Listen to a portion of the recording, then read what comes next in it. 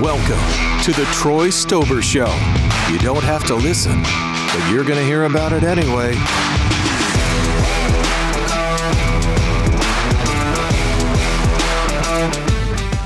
You don't have to listen, but you're going to hear about it anyway. Welcome to the Troy Stober Show. I'm your host, Troy Stober, and today we have a guest in our studio, Shannon Kmetic. Welcome. Thank you for being here. Thank you. We look forward to listening to Shannon's story and getting to know her a little bit. Before we get started, I want to give a shout out to Cox Electric. They're the studio sponsors here. Cox Electric is your source for electrical installation, renovation, remodeling, and repair. They're located in Salem, Oregon, online at coxelectricoregon.com. Cox Electric, let us remove your shorts. Okay, Shannon, with that introduction. I was going to say that's a big introduction. You have a lot to follow. The Troy Stober Show is really getting a lot of momentum, and so the pressure is really on you to perform. This is going to be highly scrutinized and possibly up for an Emmy very soon. So I'm up for it. Tell me about your background. Let's start with where are you from and how did you get to be about here in Oregon City? So I grew up in Milwaukee. You are a true Clackamas County gal. I am. Did you go to Gladstone or Milwaukee High School? Milwaukee High School. You said you went to University of Oregon for law school. Now, what kind of a lawyer are you, and what kind of law do you practice, and what is your kind of typical clientele and stuff? So when I graduated from law school, well, first of all, I never thought I wanted to be in the courtroom. I thought that would be, stressful, and I really don't like to get up and talk in front of people. But I did an internship in law school where I was in a prosecutor's office, and I actually got to try cases as a law student, and I loved it. Interesting. And so after law school, I got a job in Josephine County in Grants Pass in their DA's office. That was way back in 1996. And then, I know, don't do the math. And then I came to Clackamas County. I came home to Clackamas County DA's office in 1998. I was there until 2009. And then I went to the Oregon Department of Justice, which prosecutes cases throughout the state of Oregon. And then I became my own boss. You've been in private practice now? 2013, so... Okay. 9. Right. She's really a good lawyer. She knows math. I was good. I don't know math. It's not pretty. Tell me about why you like being a lawyer. Like how you said you kind of did an internship in the trial realm as a prosecutor. Like tell me about like what appeals to you and why you stuck with it for so long. So I grew up playing softball. And I know that's a weird way to start the answer, but and not that people's liberty or their lives are a game, but You're competitive. I'm competitive. So my field of play went from the softball field to the courtroom. Never have the same day. There's always a different fact pattern. You're always up against another attorney. Some attorneys are good. Some attorneys are not. Some have particular strengths. Others don't. I mean, so it's just a new situation every time I walk into the courtroom. And it's always, from the mental standpoint in terms of preparation and all of those things, it's never a dull moment. Great. Oh, that's really interesting. Now, one of the things that the Troy Stober Show tries to encourage is personal development, trying new things, expanding your horizons, and being very creative about things. I would like to say that it seems like a certain amount of creativity is involved when you go about doing your job, because you have to kind of adjust and think on the fly and scramble and be flexible and all that stuff. Would you say that's accurate? I would say that's absolutely true. I don't think you can be a good attorney without the ability to think on your feet. People ask me how I prepare for trial and do you have all your notes ready and do you have all your questions scripted out? And the answer to that is no. And I wouldn't be doing my job, frankly, if I did it that way. You can't listen to what a witness is saying and then just go to the next question and ask that rote question. They may say something that's completely out of the blue and you have no idea it's coming. Wow. And you have to be able to react to that. Or you have to be able, or the other attorney asks a question and it's objectionable and you have to be able to, say to the judge, type thing. So I like that. And there's always the human element, right? Because you're dealing with judges, you're dealing with lawyers, you're dealing with witnesses, you're dealing with juries. Those are humans. And I mean, they're all kind of perceiving it and taking it all in. So in a way, you're kind of like a performer. I caught on the softball field, so I was kind of the orchestrator of the offense, so to speak, or at least that's the way I perceived This myself. does not surprise me, folks. So it's the same way, right? I mean, you either have command of the courtroom or you don't. And the other part of it is you're oftentimes, well, you're either in front of a judge or a jury, and they see you in this weird context where it's very important. I mean, you have somebody's liberty on the line, either on the prosecution or the defense side. And you have to just be yourself, because if you're not and you try to put on this show, you're not going to be credible. And True. you need and want them to believe the things that you're saying. You have to be intellectually honest. You Yes. have to make logical sense. People see through garbage. Okay. Yeah. Well, that gives me hope, because my sense of justice, and I think a lot of people's sense of justice, is based on logic and fact and actual truth. So that's great. Okay. Well, I have a few questions, because we are coming up on a time of the year when your pet project, I don't know if I should call it your pet project, one of your passions is helping children who've been abused. And so I want to hear the story of Angels in the Outfield. And so give me an idea how that whole process came about.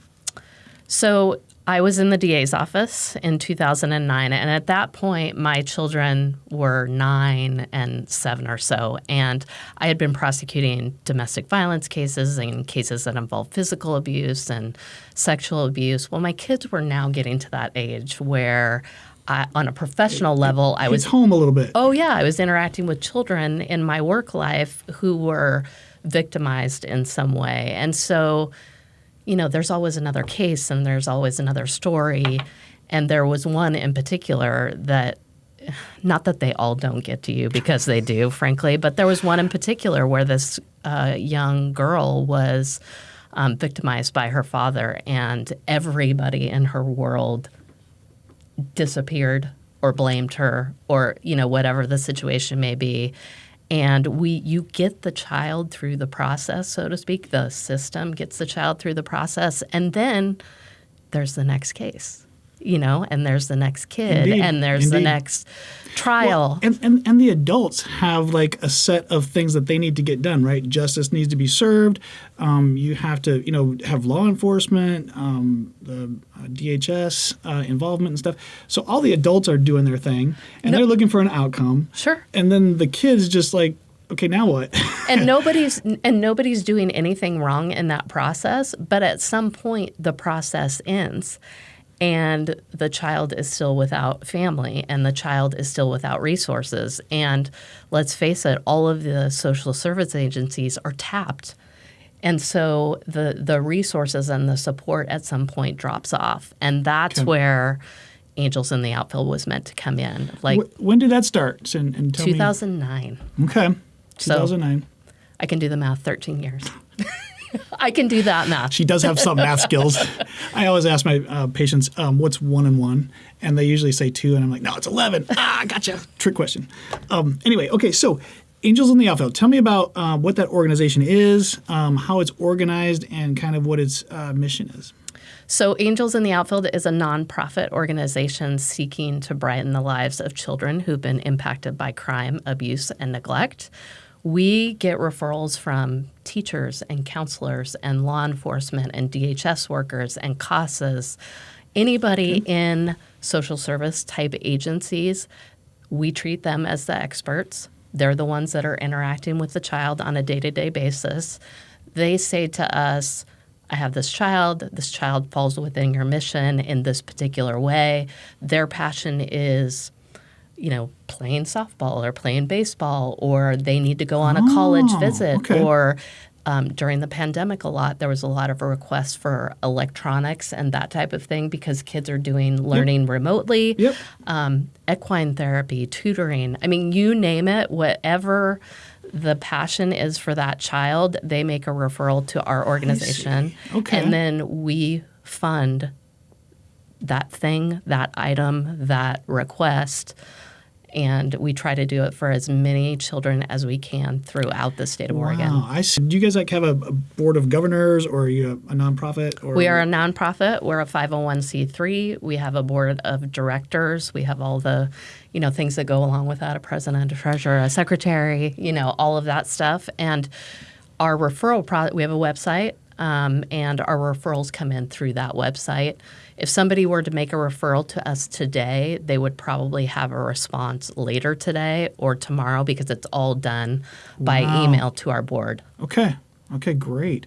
And so they have latitude to kind of evaluate things and kind of put things, like how's the process? Is that done through the board? Or? It is all done through the board. So we have a referral committee chair. The referrals come to her. She evaluates whether everything we need is there, meaning what does the children want? What's the amount? Who are we going to pay? How does the child fall within our mission? And then she distributes it to the entire board to vote on it. And then the information goes back to the referring partner to send us a payment form and all of those things. And so in 2021, for example, we helped over 2,200 children in Oregon. We also have a holiday store. And so during the holiday season, we have multiple referrals, but like a general referral, we have a housing referral for families that are transitioning out of domestic violence, and then we have a holiday referral. So we do Christmas gifts and things like that. Wow, that's fantastic. Yeah. Wow, what a meaningful, impactful thing to be doing. Yeah. So tell me about the fundraising. So when you award these gifts, is this all from private donations and stuff, or how's that work? We do get private donations. We do get some grant funding. We have one major event each year that has been virtual the last couple of years, but it's normally in person. It's going to be in person this year. Hey, all right. April 23rd at the golf club. So that's our biggest fundraising event. But I don't want to trivialize. We do get a lot of grant funding, and we do get a lot of private donations. Excellent. We spent over, $150,000 on referrals last year. Wow. So we definitely need to rejuvenate the pot, so to speak, each year. So in my final editing here, I'm going to make sure I put up like your website. But for the folks at home, can you tell us what's the website and how do people get involved if they want to partake either in the auction event or they want to volunteer, however they want to do it? So our website is www.theangelsintheoutfield.org. And we also have a Facebook page. It's The Angels in the Outfield. You will see, I keep that updated all the time. So you will see everything on there. Anybody, whether you're coming to the event or not, can participate in our online bidding for our silent auction items. We do that starting April 12th to April 20th. On the website, there's obviously a volunteer tab. So everything that you need to know to connect you to our organization is on that website. Perfect. Oh, that's fantastic. What else do you think is important for people to know, Shannon, about the organization, its mission, and what I would say about our organization is it's completely grassroots. I mean, I, on a whim, wasn't sleeping one night, and you have these cases that impact you.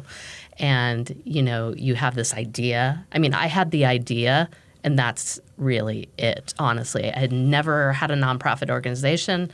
I didn't know what I was doing. I collected people that I thought would be helpful. All of those people are now doing other things. But, if you're helping children, people want to help, I mean, it's just the way it is. So what I've found is that, there's a lot of people who care about the whales.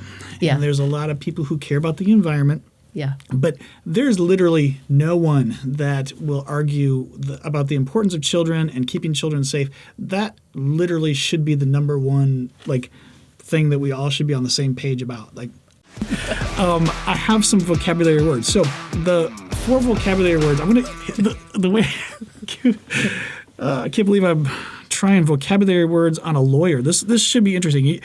If you've heard of these, you're not supposed to pick it. Okay. And then you're supposed to try to commit to using it more. Okay. So this is very grassroots too. Okay. We're just doing one word at a time. So this is episode 5. My viewers will now be 5 vocabulary words richer, and so fantastic. one thing leads to another. Inimical, penchant, venal, or welter. I have no idea. Have you heard of any of these? What you're supposed to do is pick one that you're going to learn. And so what I'm going to do is I'll tell you the definition, and then we'll learn it together, and our viewers will learn it together, and they'll just be that much further along in the in the communication realm. Then I want to know the one that you can even pronounce, the penchant, or So did you spell it right? I wrote penchant, but I think it might be penchant. Okay, we're going to do that one. Penchant is a strong or habitual liking for something or tendency to do something. So he has a penchant for adopting stray dogs, or he has a penchant for being cranky when it's time to go bowling, or he has a penchant for wanting lots of ketchup on his hamburger and fries. I have a penchant for helping vulnerable children. The Troy Stober Show is working, ladies and gentlemen. The Troy Stober Show is working. Before I forget, also, I do have this parting gift for you, the Troy Stober Show sticker. Okay. And there is actually one other parting gift, but we'll get to that in a second. Okay. Make sure you get your sticker I will before not forget. This means a lot to me to give this out because I've been working on these stickers for 4 episodes, and this is finally the first time I can give it away. So this means a lot to me. So anyway, all right. The second segment that we have is catchy sayings. Okay, so catchy sayings is one of those things where, again, you can really drop the mic in the courtroom because you're going to do something that's really clever. Yeah. And it's going to hit the nail on the head, and like all the jurors are going to be like, wow, just like the light bulb's going to come on, okay? So I'm going to give you, this is one where you just pick a number. I'm not going to. Oh, okay. You pick 1, 2, 3, or 4. It's like a door number 1, 2, 3, or 4, and you just get the saying, and when it comes, then you have to give your commentary about it. So, okay. Always 2. Always number 2. Anything with the 2. Change the world by being yourself. Okay, so that's our catchy saying of the day. Okay. Change the world by being yourself. What's that mean to you, Shannon? Well, that's kind of profound, actually. I mean, so what I would say about that is, I think a lot of the times we hide behind, what we think is socially acceptable or what we think other people are going to gravitate to or what, we think others expect from us. And I can tell you that, for example, when I started Angels in the Outfield, there were a lot of, you don't need something else. You don't need to take that kind of thing on. Yep. That's going to be a lot of work. You've never started a nonprofit organization. Are you sure you really have time for that? All of those things. And unless you really follow your heart, those are the people that I think, and I'm not saying me now, but I am saying our organization. I think the people that really change the world are the ones that fashion their, follow their heart. So what you're saying is you really have to know yourself, and you have to know yourself well, yes. And you have to know that you have a penchant for helping vulnerable children. You just said that. Oh my gosh, you wrapped it all in. Full circle. Full circle. Wow, this is going to be a hit. We'll definitely keep that little soundbite. What else do we have on here? Okay, I have Art Vault. Now, Art Vault. Okay. This is actually my pride and joy because this is the only one I really came up with myself. Art Vault is sponsored by Willamette Coffee House. Willamette Coffee House is located off of exit 6, the 10th Street exit in West Lynn. Fine people, good long bottom coffee.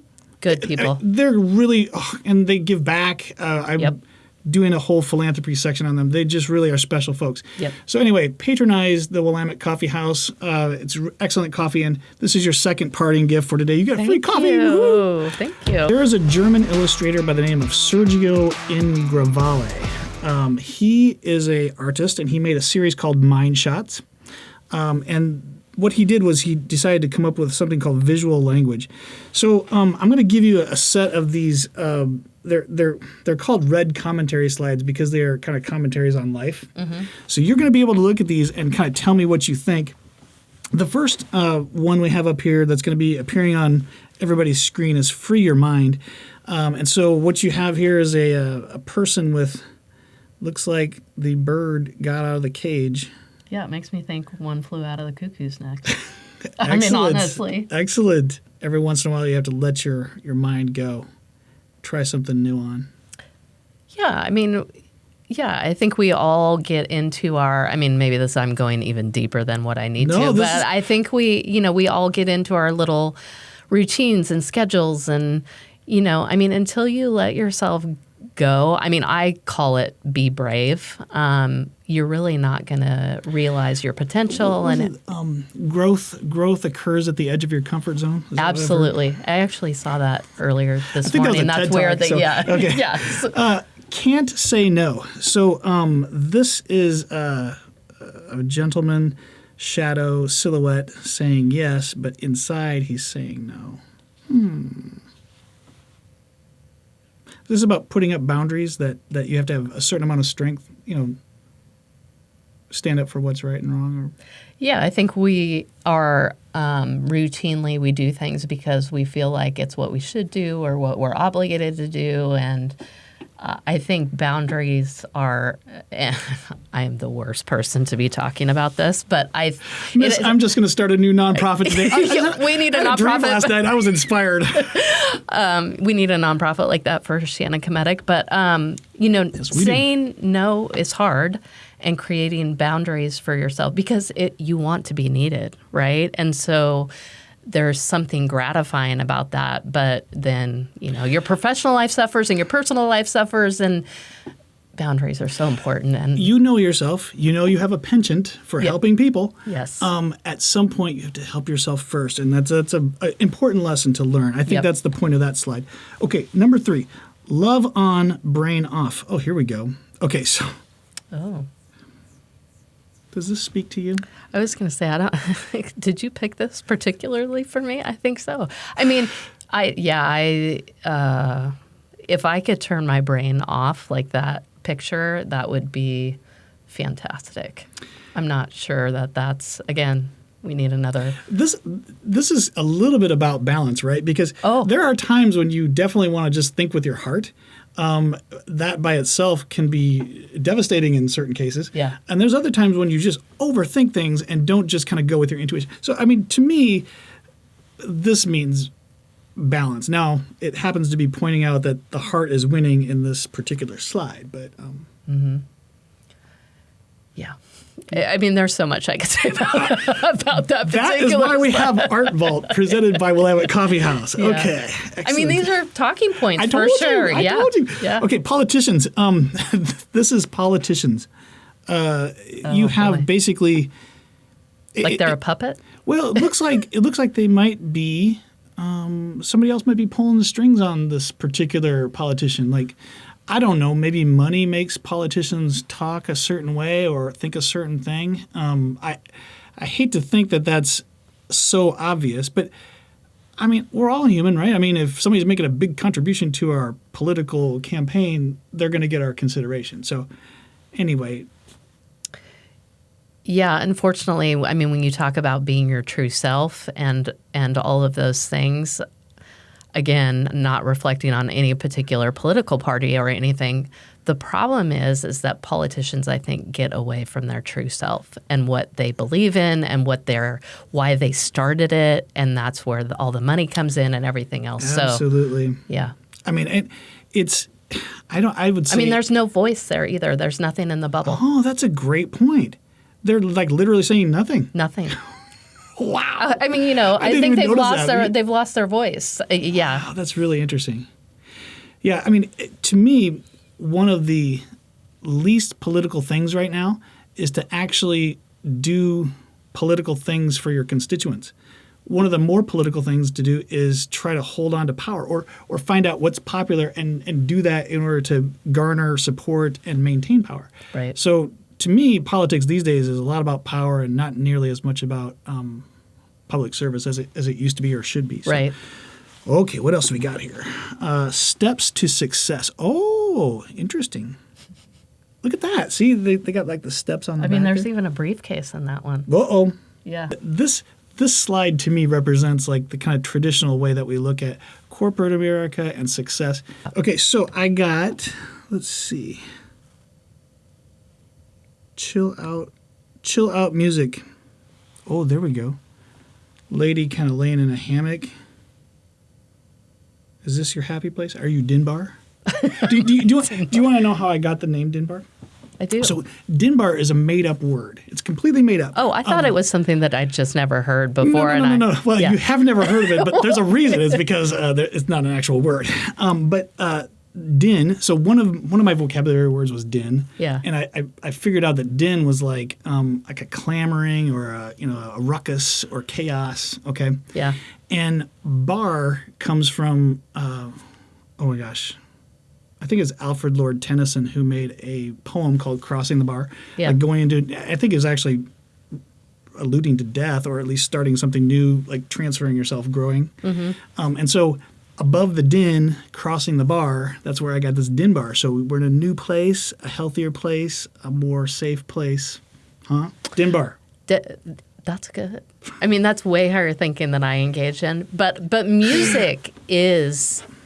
It takes you to a different place. Before trial, I mean, not that it's all about my professional life, but I listen to music. Is about you.